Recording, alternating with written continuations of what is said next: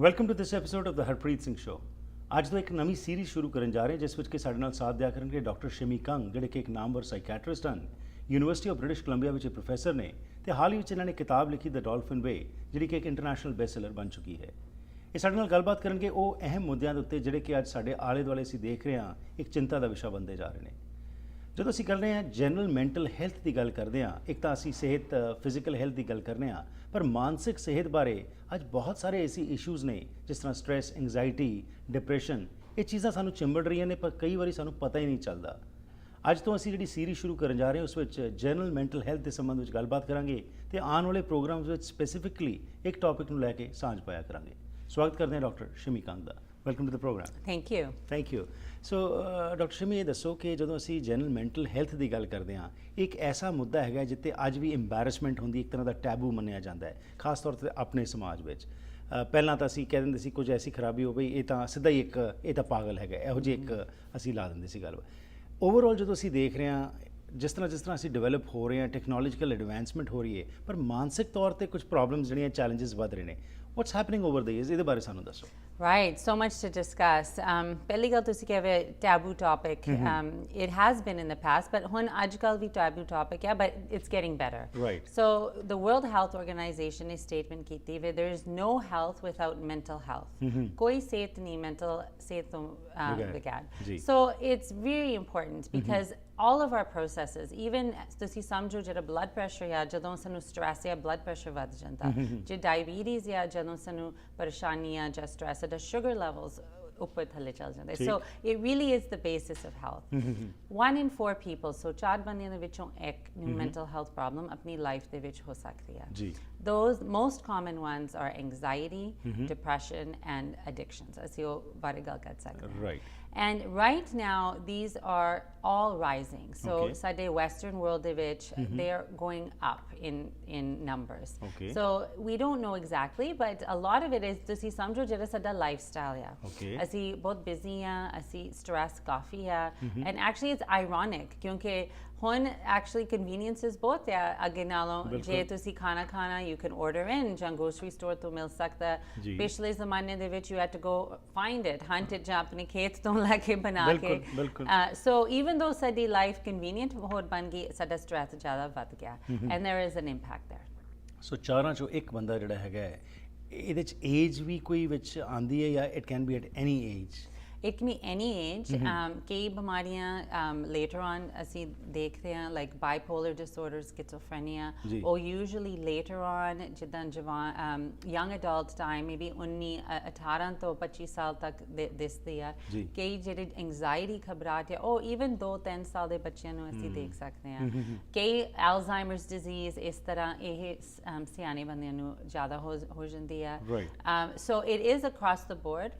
ਜਿਹੜਾ genetics ਆ, it's very important. So ਜਿਸ ਤਰ੍ਹਾਂ diabetes, heart disease, families ਦੇ ਵਿੱਚ ਇਹ ਤੁਰਦੀਆਂ ਆ, there's a link.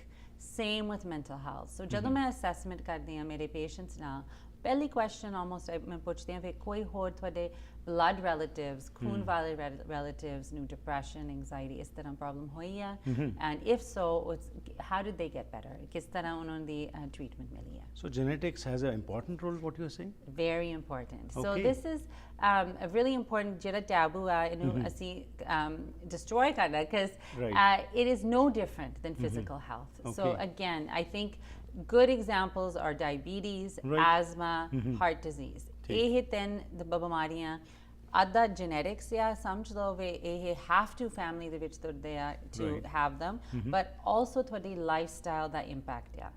diabetes ਤੁਸੀਂ treat ਕਰ ਸਕਦੇ ਹਾਂ if you're watching a healthy diet and you're eating well.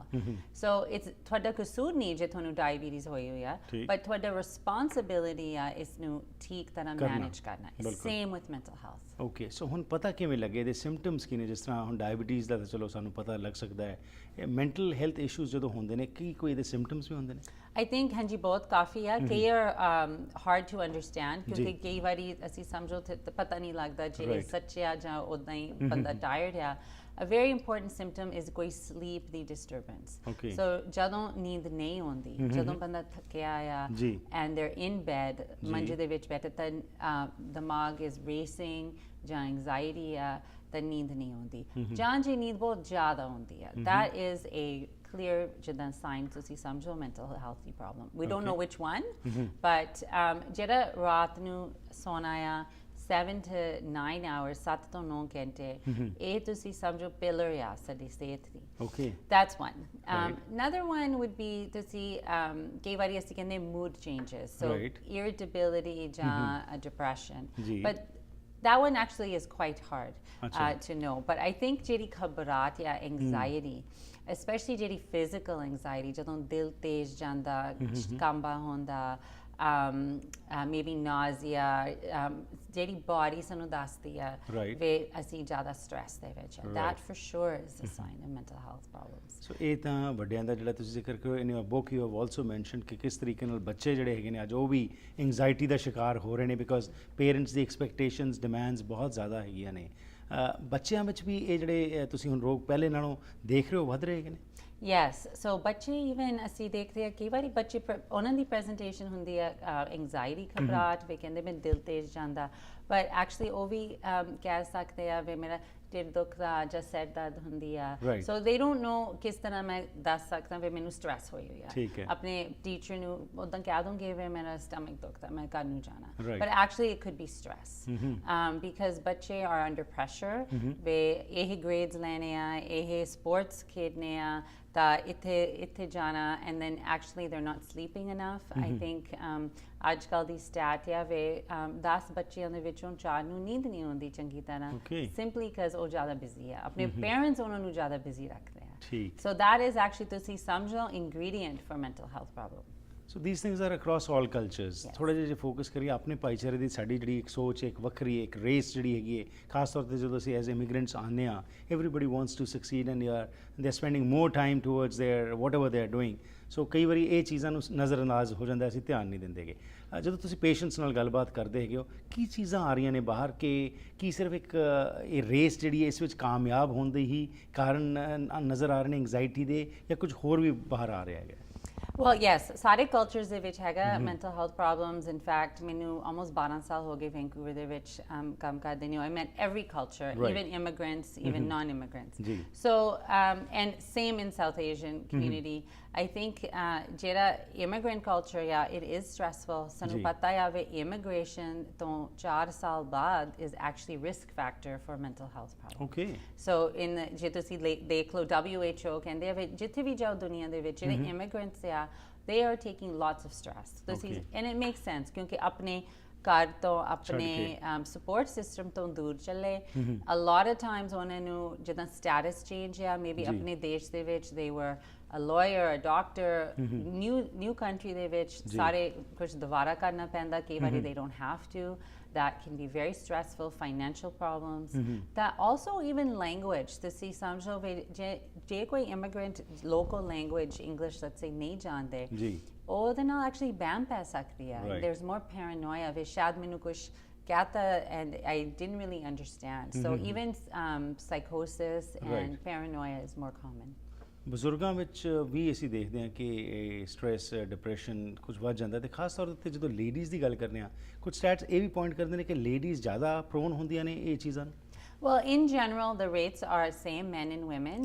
Thode ja different times. Hunda menopause is a very big risk factor. So, jadon ladies da biology badal jandi hai, hormones badal jandi hai. Usually, tusi samjho maybe 48 to 52 tak. Right.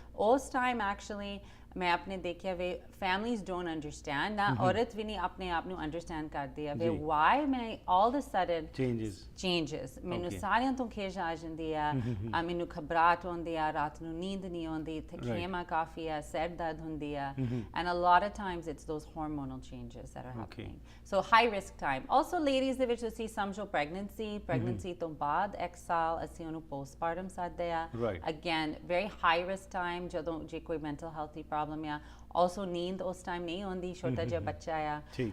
but ladies the cycle ਤੁਸੀਂ ਸਮਝੋ every month their hormones are changing, Right. so ਉਸ time we know that that's more likely to be times we have symptoms. So there needs to be better understanding during those times in the family. yes Right. I think so. Right Yeah. ਲੈਣੇ ਛੋਟੀ ਜਿਹੀ break 'ਚ ਵਾਪਸ ਆਨੇ ਉਸ ਤੋਂ ਬਾਅਦ ਗੱਲਬਾਤ ਕਰਾਂਗੇ ਕਿ ਇਹ ਜਿਸ ਤਰ੍ਹਾਂ ਜੋ ਕੁਝ ਤੁਸੀਂ ਦੱਸਿਆ ਇਹਨੂੰ ਕਿਵੇਂ ਹੁਣ ਕੋਪ ਅਪ ਕਿਵੇਂ ਕਰਨਾ ਹੈ ਕੀ ਰਿਸੋਰਸਸ ਅੱਜ ਅਵੇਲੇਬਲ ਹੈਗੇ ਨੇ ਕਿਉਂਕਿ ਜਿਸ ਤਰ੍ਹਾਂ ਅਸੀਂ ਗੱਲ ਕੀਤੀ ਕਿ it was a taboo still many people consider to be a taboo but then right now ਜੋ ਰਿਸਰਚ ਹੋ ਰਹੀ ਹੈ ਜੋ ਅੱਗੇ ਮੈਡੀਸਿਨਸ ਆ ਰਹੀਆਂ ਨੇ ਇਸ ਦਾ ਉਪਯੋਗ ਕਰਕੇ ਅਸੀਂ ਬੈਨੀਫਿਟ ਲੈ ਸਕਦੇ ਹਾਂ ਇਸ ਬਾਰੇ ਗੱਲ ਕਰਦੇ ਹਾਂ ਇਸ ਛੋਟੀ ਜਿਹੀ ਬ੍ਰੇਕ ਤੋਂ ਬਾਅਦ ਘਰ ਇੱਕ ਐਸੀ ਥਾਂ ਹੁੰਦੀ ਹੈ ਜਿੱਥੇ ਹਰ ਕੋਈ ਆਪਣੀ ਨਿੱਜੀ ਜ਼ਿੰਦਗੀ ਦੇ ਸੁਨਹਿਰੀ ਪਲ ਯਾਦ ਰੱਖਦਾ ਹੈ। ਉਹ ਜਗ੍ਹਾ ਜਿੱਥੇ ਉਹ ਰਹਿੰਦਾ ਹੈ ਤੇ ਪਿਆਰ ਭਰਿਆ ਜੀਵਨ ਬਤੀਤ ਕਰਦਾ ਹੈ। ਇਹ ਗੱਲਾਂ ਤਾਂ ਹੀ ਪੂਰੀਆਂ ਹੁੰਦੀਆਂ ਨੇ ਜਦ ਕਿਸੇ ਜਗ੍ਹਾ ਨੂੰ ਸਜੇ ਹੋਏ ਘਰ 'ਚ ਬਦਲਿਆ ਜਾਵੇ। ਨਵੇਂ ਘਰਾਂ ਨੂੰ ਫਰੇਮਿੰਗ ਤੋਂ ਲੈ ਕੇ ਫਿਨਿਸ਼ਿੰਗ ਤੱਕ, ਡ੍ਰੇਪਰੀ, ਪੇਂਟਿੰਗਸ ਤੋਂ ਲੈ ਕੇ ਡੈਕੋਰੇਸ਼ਨ ਐਸੈਸਰੀਜ਼ ਤੱਕ ਤੁਸੀਂ SK ਹੋਮ ਡਿਜ਼ਾਈਨਸ ਦੀਆਂ ਪ੍ਰੋਫੈਸ਼ਨਲ ਸਰਵਿਸਿਜ਼ ਲੈ ਕੇ ਆਪਣੇ ਸੁਪਨਿਆਂ ਦੇ ਘਰ ਨੂੰ ਹਕੀਕਤ 'ਚ ਬਦਲ ਸਕਦੇ ਹੋ। ਕੰਟੈਕਟ ਕਰੋ Sandeep Kaur 6048259295।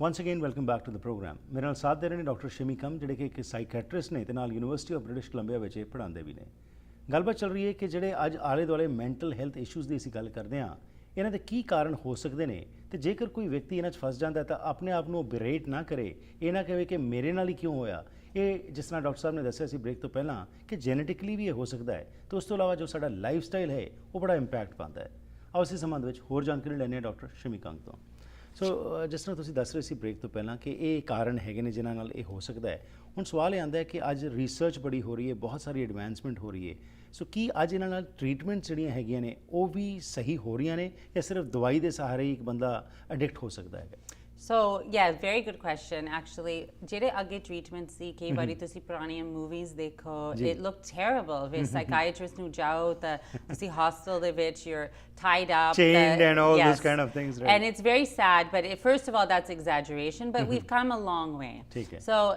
actually 1990s the WHO said it is the decade of the brain. So 1990s ਦੇ ਵਿੱਚ ਜਿਹੜਾ brain the knowledge research it was explosion. ਸਾਨੂੰ ਬਹੁਤ ਕੁਝ ਪਤਾ ਆ ਹੁਣ so we know as much about schizophrenia ਸਮਝੋ as we know about heart disease. So we've come a long way.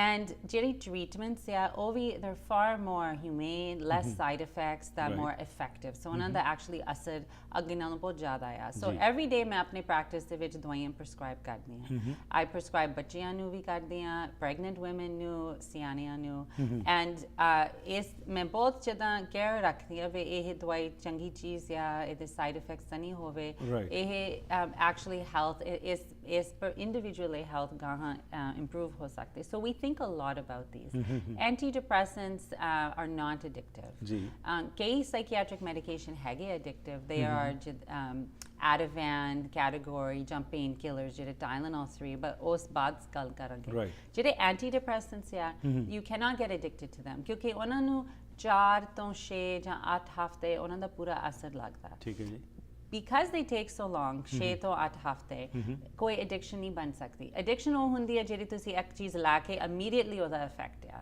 so that's one thing ਦੂਸਰਾ ਇਹ ਦਵਾਈਆਂ ਆਪਣੇ ਬ੍ਰੇਨ ਕੈਮਿਸਟਰੀ ਦੇ ਵਿੱਚ ਹੌਲੀ ਹੌਲੀ ਚੇਂਜ ਕਰਦੀ ਆ ਆਲਟਰ ਕਰਦੀ ਆ but ਇਹੀ ਜਿਹੜੇ ਉਹ ਕਰਦੇ ਆ you can actually also get it ਆਪਣੇ ਲਾਈਫਸਟਾਈਲ ਤੋਂ ਚੇਂਜ ਬਣਾ ਕੇ so even ਤੁਸੀਂ ਸਮਝੋ ਜਦੋਂ ਨੀਂਦ 8 ਘੰਟੇ ਪੂਰੀ ਨੀਂਦ ਆਉਂਦੀ ਆ it's the same effect as antidepressant ਉਹਨਾਂ ਜ਼ਿਆਦਾ ਪਾਵਰਫੁਲ ਚੀਜ਼ ਆ so ਮੈਂ ਇਸ ਤਰ੍ਹਾਂ ਨਹੀਂ ਕਹਿੰਦੀ ਵੀ ਤੁਸੀਂ ਸਾਰੇ ਮੈਂਟਲ ਹੈਲਥ ਚੇਂਜਸ ਲਾਈਫਸਟਾਈਲ ਬਦਲ ਕੇ ਠੀਕ ਕਰਾ ਸਕਦੇ ਆ but it is just like diabetes ਜਿਹੜੇ ਮਾਈਲਡ ਸਿੰਪਟਮਸ ਆ ਤੁਸੀਂ ਆਪਣਾ ਲਾਈਫਸਟਾਈਲ ਬਦਲ ਕੇ ਠੀਕ ਹੋ ਸਕਦੇ ਆ ਜੇ ਤੁਹਾਨੂੰ ਮੋਡਰੇਟ ਤੋਂ ਜ਼ਿਆਦਾ ਸੀਵੀਅਰ ਜਾਂ ਫਿਰ ਤੁਹਾਨੂੰ ਦਵਾਈ ਬਟ ਆਲਸੋ ਲਾਈਫਸਟਾਈਲ ਬਦਲਣੀ ਚਾਹੀਦੀ ਠੀਕ ਸੋ ਜਦੋਂ ਤੁਸੀਂ ਆਉਂਦੇ ਨੇ ਤੁਹਾਡੇ ਕੋਲ ਪੇਸ਼ੈਂਟਸ ਆਉਂਦੇ ਨੇ ਡਾਕਟਰਸ ਕੋਲ ਤਾਂ ਤੁਸੀਂ ਇਹ ਦੋਨੋਂ ਚੀਜ਼ਾਂ ਦਾ ਸਹਾਰਾ ਲੈਂਦੇ ਹੈਗੇ ਹੋ ਨਾਟ ਜਸਟ ਮੈਡੀਸਿਨਸ ਕਿਉਂਕਿ ਇਹ ਮੈਡੀਸਿਨਸ ਬਾਰੇ ਵੀ ਕਾਫੀ ਜਿਹੜੀ ਰਿਸਰਚ ਹੋਈ ਉਹਦੇ ਵਿੱਚ ਇਹਦੇ ਬਹੁਤ ਸਾਈਡ ਇਫੈਕਟਸ ਹੈਗੇ ਨੇ ਤੇ ਕੀ ਮੈਡੀਸਿਨਸ ਵਿੱਚ ਵੀ ਕੋਈ ਫਰਕ ਪੈ ਰਿਹਾ ਕਿ ਉਹਨਾਂ ਦਾ ਪਹਿਲੇ ਨਾਲੋਂ ਕੁਝ ਸਾਈਡ ਇਫੈਕਟਸ ਦੇ ਉੱਤੇ ਕੋਈ